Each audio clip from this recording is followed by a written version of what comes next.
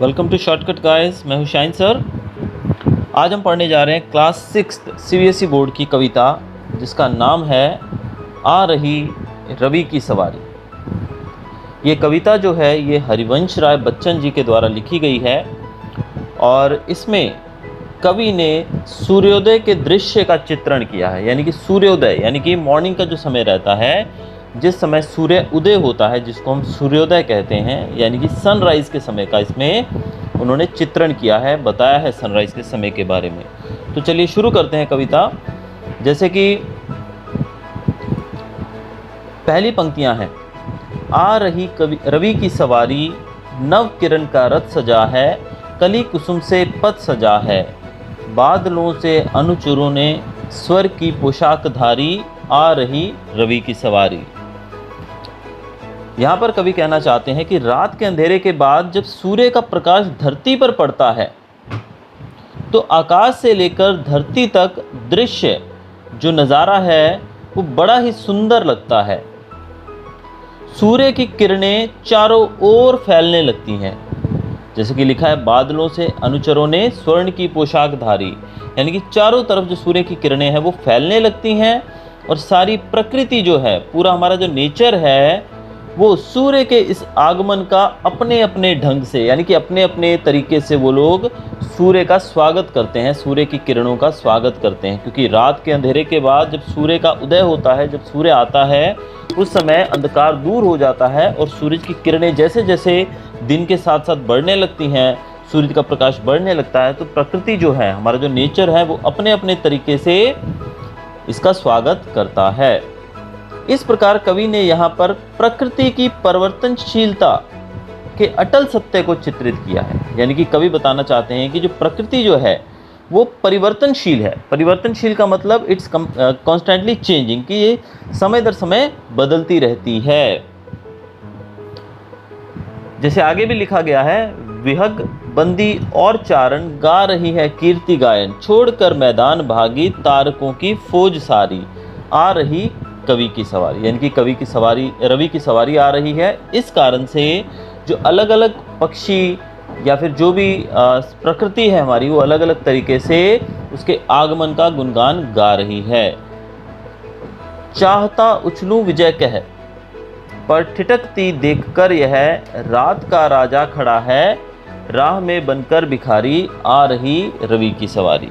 तो कवि कह रहे हैं कि परिवर्तन इस संसार का एक सत्य है, अटल सत्य है। मतलब इस संसार के अंदर परिवर्तन, यानी कि समय दर समय जो बदलाव आता है वो तो सत्य है। It is the truth of the universe. ये परिवर्तन जो है इस संसार का नियम है, यानी कि समय दर समय बदलाव तो आता ही रहेगा। जिस प्रकार रात के अंधेरे को सूर्य अपनी किरणों से दूर कर देता है, उसी प्रकार मनुष्य के जीवन में भी सुख और दुख का चक्र चलता रहता है। यानी कि जैसे मनुष्य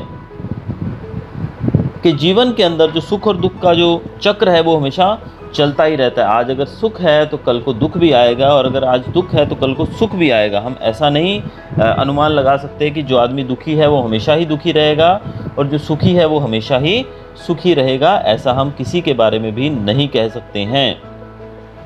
तो ये सुख और दुख का जो चक्र है ये हमेशा चलता ही रहता है। इसलिए मनुष्य को आने वाली हर परिस्थिति के लिए तैयार रहने में ही समझदारी है। यानी कि आपके सामने कोई भी जो समस्या आ रही है, कोई भी परिस्थिति, कोई भी सिचुएशन अराइज हो रही है, तो आप उससे घबराइए नहीं, उससे आपको तैयार रहना है। उसके लिए हमेशा मनुष्य को दुख सुख के लिए तैयार रहना चाहिए। तो we should never be afraid of any kind of situation in our life. हमें किसी भी प्रकार की जो समस्या है जीवन में, कोई भी स्थिति उत्पन्न होती है, भले वो कितनी ही खराब क्यों ना हो, हमें उससे बिल्कुल भी हार नहीं माननी चाहिए।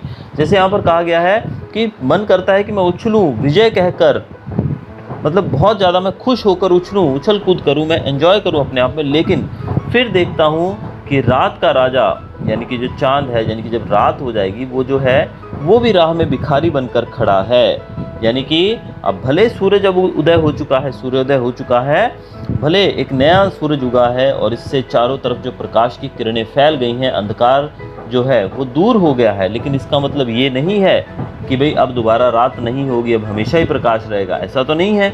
हम जानते हैं कि अगर अभी सूरज उगा है तो कुछ समय के बाद ये सूरज जो है ये छिप जाएगा और इसके छिपने के साथ ही अंधेरे का जो राजा है यानी कि रात का जो राजा है वो राह में खड़ा हुआ है अभी भी भिखारी बनकर, कि वो तो वेट कर रहा है कि जैसे ही ये सूरज डूबे तो मैं फिर से इस आकाश पे, इस ब्रह्मांड पे, इस संसार पे अपना कब्जा जमा लूं। तो ये किसकी इच्छा है? ये सब इच्छा है किसकी? रात के राजा की। रात का राजा कौन है यहाँ पर? चांद या अंधेरा हम कह सकते हैं। तो इस प्रकार कवि एक बहुत छोटी कविता के माध्यम से हरिवंश राय बच्चन जी हमें हमारा हौसला बढ़ाते हुए मनुष्य को निरंतर आगे बढ़ने की प्रेरणा देते हैं। इस कविता के माध्यम से वे कहना चाहते हैं कि जिस प्रकार हमारा जीवन जो है वो सदा एक सा नहीं रहता है। जैसे सूरज आज अभी उगा है, अब दिन हुआ है, तो इसका मतलब ये नहीं है कि हमेशा ही उजाला रहेगा। शाम होगी, धीरे धीरे उजाला जो है वो कम होने लगेगा, धीरे धीरे अंधकार बढ़ता जाएगा और एक समय आएगा जब रात के स्याह अंधेरे में पूरा जो हमारा संसार है वो खो जाएगा। तो तब वो समय होगा जब चारों तरफ अंधकार ही देखने को मिलेगा। लेकिन उस अंधकार से भी हमें घबराना नहीं है, क्योंकि अगले ही पल जो ये अंधकार है दूर हो जाएगा और एक नया सवेरा, एक नए सवेरे का उदय होगा। तो इस प्रकार हरिवंश राय बच्चन जी हमको बताते हैं कि हमें अंधेरे का यानी कि जीवन में अंधकार आने पे, दुख आने पे कभी भी दुखी नहीं होना चाहिए और हमें कभी भी इतना ज़्यादा उजाले के आने से प्रेरित भी नहीं हो जाना चाहिए कि अभी अंधेरा नहीं आएगा, क्योंकि अंधकार और ये सब चीज़ें तो जीवन का एक हिस्सा है और ये हमेशा ही चलती रहेंगी।